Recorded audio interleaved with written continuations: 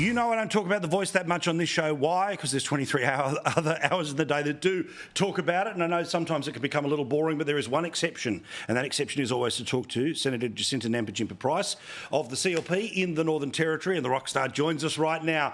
Now, my dear friend, firstly, I just got back from the Territory, an amazing week. I missed the crocodile at exactly that swimming hole by 1 week. Geez, it would have had a good meal with me.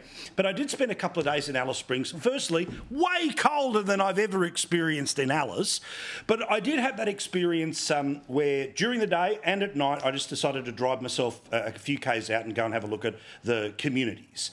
The living standards are appalling for some people who are amongst us, and while we're having this giant conversation, there is this obvious third world conditions that are taking place.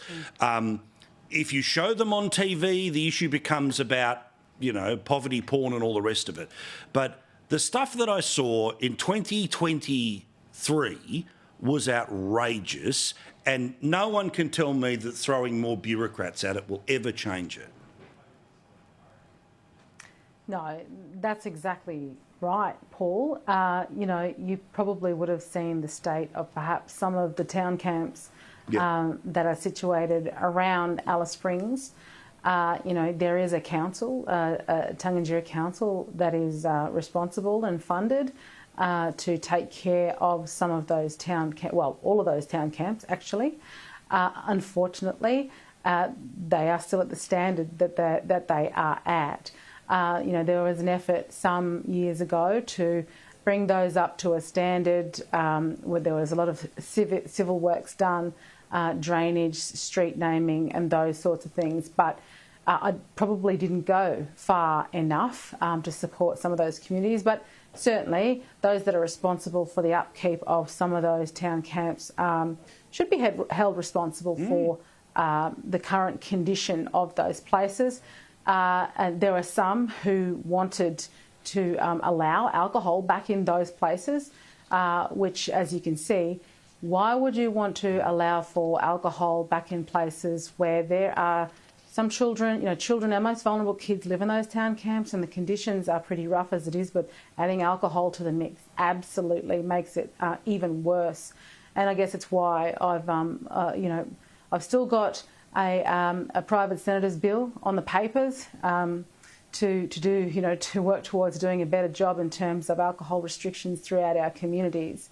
You know, those restrictions are again about to be lifted. So it's like being part of a merry-go-round that just goes round and round without, you know, those in power actually effectively managing the situation, looking long-term, not just creating short-term fixes. Now, obviously you're an advocacy of no. The polls are now starting to trend that way, and even the Guardian poll, which has basically been the last to actually get out of the force yes, no and start to get into the unsure, and I think that's the quiet no. Well, that's now starting to show in every single state that it hasn't cracked 50 yet, close in a few places, but those numbers are going the way that that you and many people watching us right now would be more than happy for it to be there. I just want to ask about the day after. Let's imagine no is successful or this thing is defeated. What happens the day after? What is the sort of things that will become your priority? Because I know that, you know, there's this fight right now, but I want to know what's after this fight right now.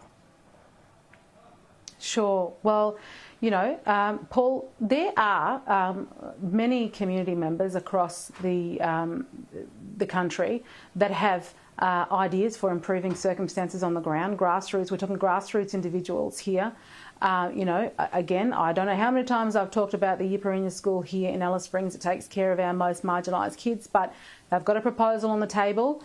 I would suggest to Minister Burney that the first thing she does is make sure that proposal is finally actually funded, because that issue is being kicked down the can. That issue has been kicked down the road. It's not being dealt with immediately. As I've been travelling around the country and speaking to Indigenous groups around the country, they put in front of me, you know, what their proposals are for a lot of the issues that they're confronted with, and they're really common sense ideas.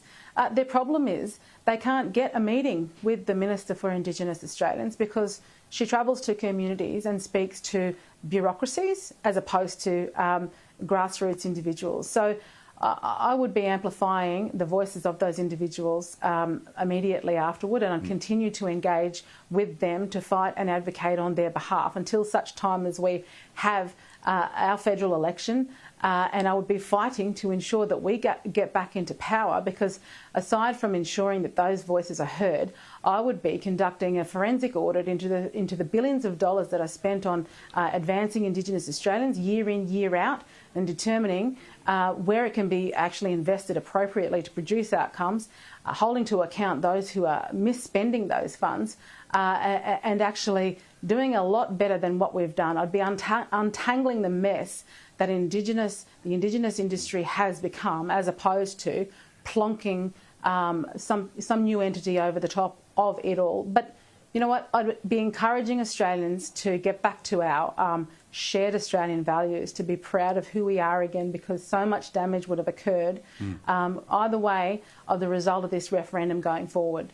Yeah, I'm with you. Senator, lovely to talk. I know we were planning on other things, but I had to talk about the territory and obviously that question, because, again, remember, this is one of the options that will be there at the next federal election. Do you want Linda Burney, or do you want Jacinta Nampijinpa Price in a position to actually do something? The answer to me, rather clear. Thank you, mate. Nice to talk to you.